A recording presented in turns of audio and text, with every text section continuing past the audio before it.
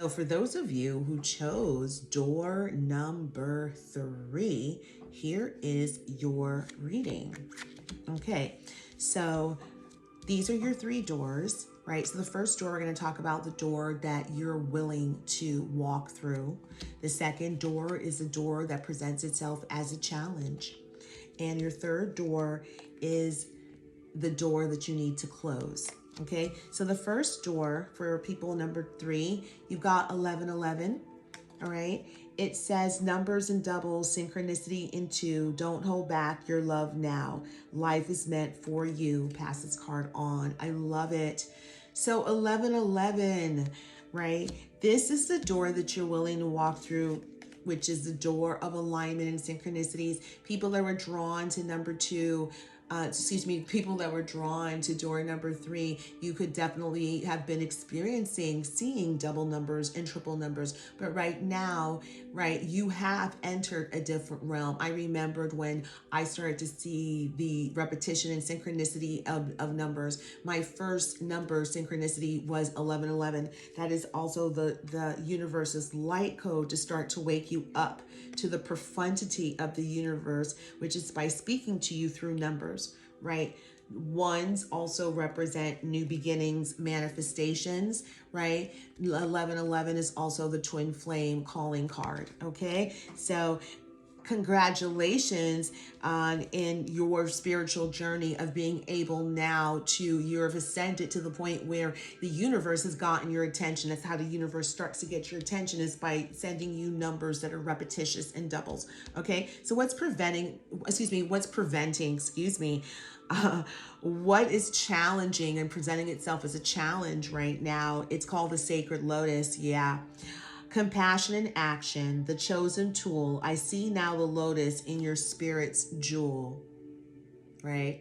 It's so interesting because as a Buddhist, as a Nichiren Daishonin Buddhist, when we chant Nam Myoho Renge Kyo, Renge literally means this lotus flower blooms. It just, it blooms and seeds at the same time, right? But it means lotus flower, right?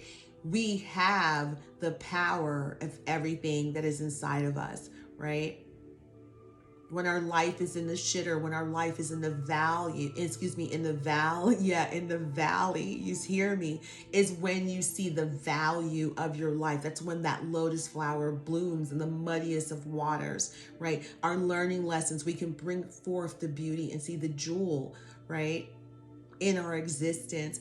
What is the challenge is that I feel here, this could definitely be a twin flame relationship, right? This is a soulmate relationship. The challenge is understanding that this is a soul connection that you have with this person. This is a soul connection that love transforms you. When I was preparing for your reading, Love, Look What You've Done to Me was playing, right? And I'm like, I love that song by Boss Gags. I haven't heard it. It talks about how love changes, how the one, as corny as that sounds, right? It changes you. People go searching for the one all the time, right? And it's not something that you can search for. They're brought to you. And that time the one is standing in front of you, but you're scared shitless, right? That door is closed. You're not willing to open that door. We're spiritual beings. This is a spiritual connection that you may definitely be resisting, right? Going deeper, studying deeper, right? So the door that needs to be closed, you have it in the reverse. It's called A Cure for Longing. Interesting, right? And it's in the reverse, right? This is a door that needs to be closed, right? And I feel like instead of being closed, this is a door that needs to be open.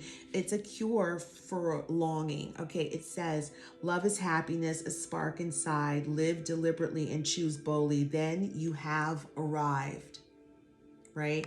But it's in the reverse.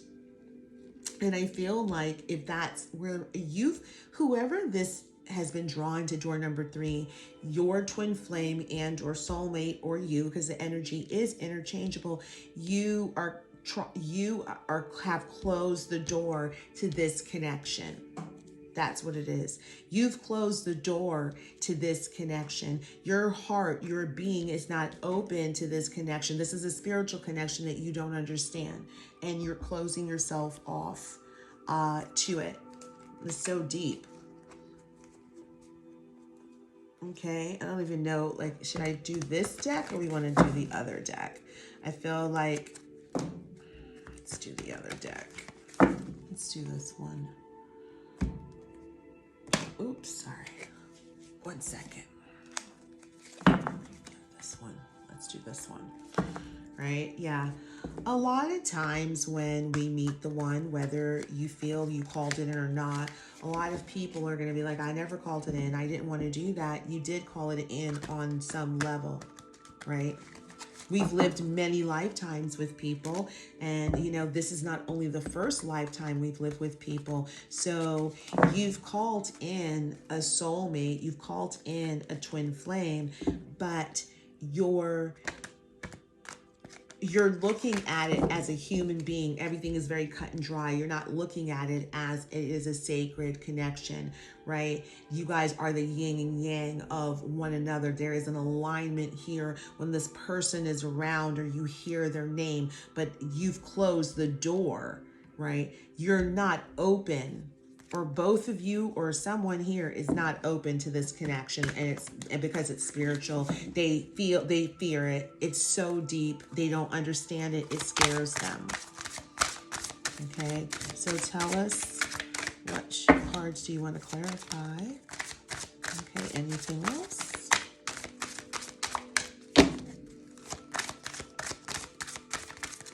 Okay, all right, so clarifying the Sacred Lotus and a cure for longing in the reverse. You got new beginnings in the reverse. Yeah, this person and or you, they don't want a new beginning in regards to this connection. Okay, so let's ask why, right? Let's go here. Let's ask why. Oops. Okay, let's ask, ooh, sorry guys. I actually have this here. Give me 1 second, you all. I forgot I had this one because obviously this is about love, right? So why is it that there's no new beginning between, right, this twin flame soulmate connection? Okay. Wow, that's over there. I want to say, how is this person's behavior? Okay, that's the question I'm going to ask. How is this person's behavior? Okay, tell me about this person's behavior. How is this person's behavior? Okay, how is this person's behavior? All right. Okay, so clarifying the Synchronicity 1111 card. Wow, look at that engagement ring in the reverse. Wow. I don't even know what to say. Yeah. This twin flame, right, and or you at one point thought that you guys were going to get married. They thought that you guys were going to get together, right? You were their be all to end all. It's 3339. Yeah, they thought that somehow you guys would have found yourself back together, right? I feel very strongly that one person here was doing inner work and the other person wasn't, right? I feel like this is definitely a runner chaser dynamic, but you know this person, this is a connection that was there, and someone, I mean, anyway, this is the connection that was there. I feel like one person really felt that you guys were going to get engaged, and for some people you were engaged. Okay, so that's another thing. For some people you were absolutely engaged with this person, and you were definitely seeing 1111. You were seeing double numbers, but you were ignoring it. Okay, so clarifying a cure for the longing is the dragonfly. Yeah,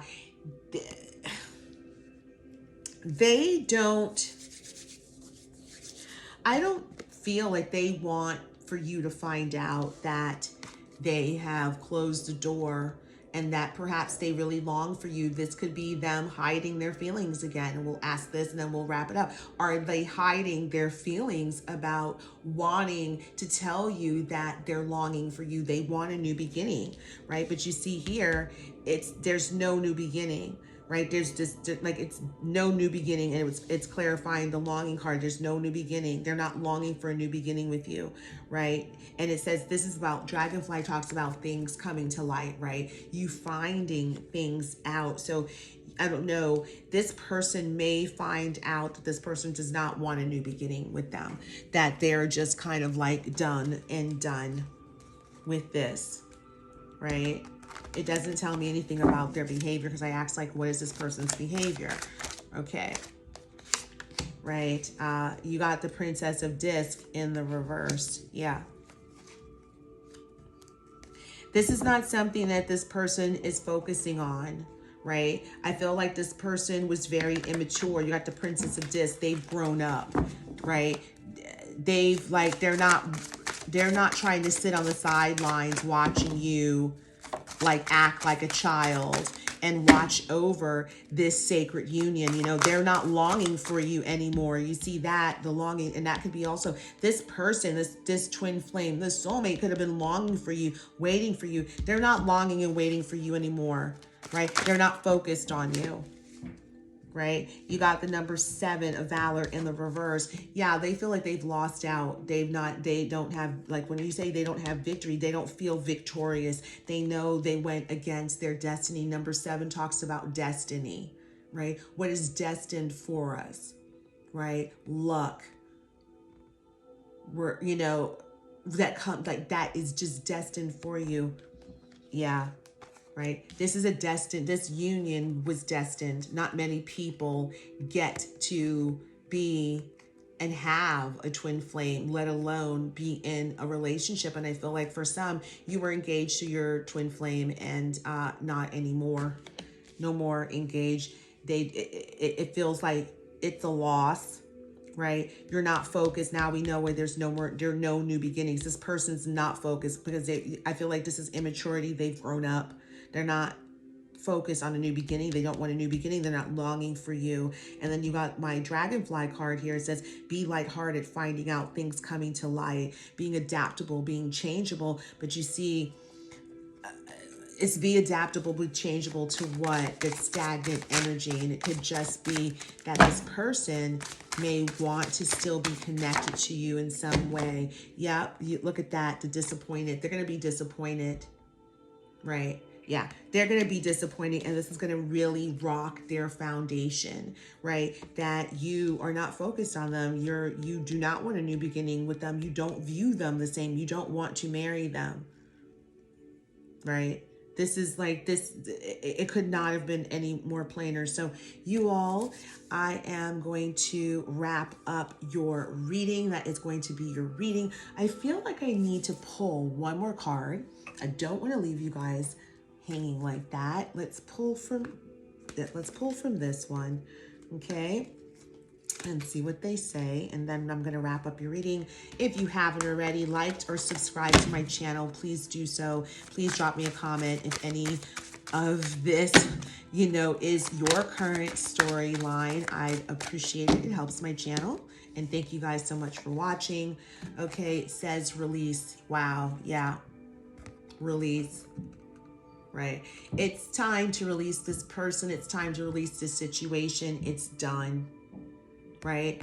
It says work with Archangel Michael to let go of what no longer serves you or your purpose. Again, with the birds. Right? So who was drawn to this door, right? And you could possibly start seeing this door after you see my reading. It's time to release, right, this twin flame, this dream, this relationship, whatever that is not working out. There's no new beginning here. This person doesn't want a new beginning, right? This person is not focused on you, and you know, and the immaturity that this is a teacher. This is like watching kids, right? You feel like you have to watch over them, waiting. This person's not waiting for you, right? There's disappointment here because this person wanted a life with you, but there's also disappointment when they find out that you don't feel the same. If you are in separation, this person, it doesn't matter. You could see them, they could be your kid's father, your kid's mom, it doesn't matter. It's time to release this situation. And again, you can do cord cutting. That's come up, right? You can, if you work with the angels, you can ask Archangel Michael to cut the cord between you and the situation, you and this person, right? But it's about blessing it. We saw that in door number 1 is seeing the beauty of things, right? Even when they're really challenging, and being ready to let go. Just because a person is not in your life physically, it does not mean they're not in your energetic space, as you continue to see being reflected in certain readers, coming up with the same messages, right? We can still hold on to people energetically. So we do have to be able to not only train our minds to not think about them, but also to be able to sever cords to block it energetically. If not, you're always going to have this person in your energy field, and vice versa. And that's not healthy, right? So you want to be able to cut energy cords, or do it yourself. What you're going to do is envision you and whomever or the situation, and you're just going to say out loud, I bless it. Be very honest, but I am ready to cut cords, right? Detach, because I've learned, because I've transformed, right? We can't just cut things because we've not transformed, we've not learned a lesson. It'll still carry. But if you feel like you've transformed it, you've learned the lesson, then what you can do is take your hand, it's a white cord, and see it split, right? And then take your cord that's with you and connect it back up. Some people connect it back up to source, back up to light, where you feel like you're glowing. You're going to bring in this beautiful golden light, right? That comes down, right? Through your body, right? Cleansing you. And every time this person pops up, you're going to have to go in and creatively visualize that. And then also be able to cleanse your space of them. Any trinkets, any jewelry, any clothing, any pictures, doesn't matter. It has to go. It cannot reside in your home. Train your mind that when you think about them, bless the situation, do your cord cutting visualization. It literally takes less than a minute, a couple of seconds, right? Everything here is about intention. Everything here is about repetition. And if you're intentionally wanting to move on and sever, and you've learned your lesson from this energy, from this relationship, right? Then you're going to have to continue to do these releasing rituals, right? Releasing actions. Okay. So you guys, if you need any more tips on releasing, if you need any more tips on healing from twin flame connection and soulmate connection, I do counseling, a tarot and talk session. I am a healed twin flame. I understand this journey way too well.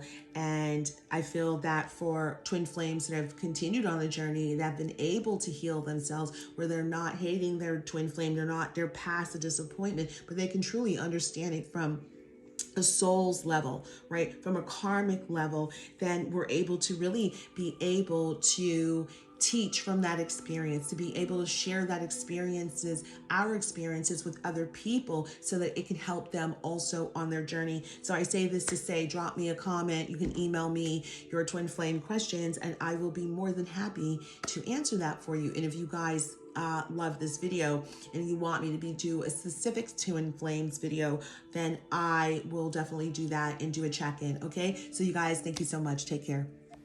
Please subscribe to my channel and hit the notification bell for new videos weekly. Also join me on Instagram, TikTok, and Clubhouse for more of Love Molinar, the experience, my life. If you would like a personal reading and or booking a group session with me, please check the description box for details. Take care.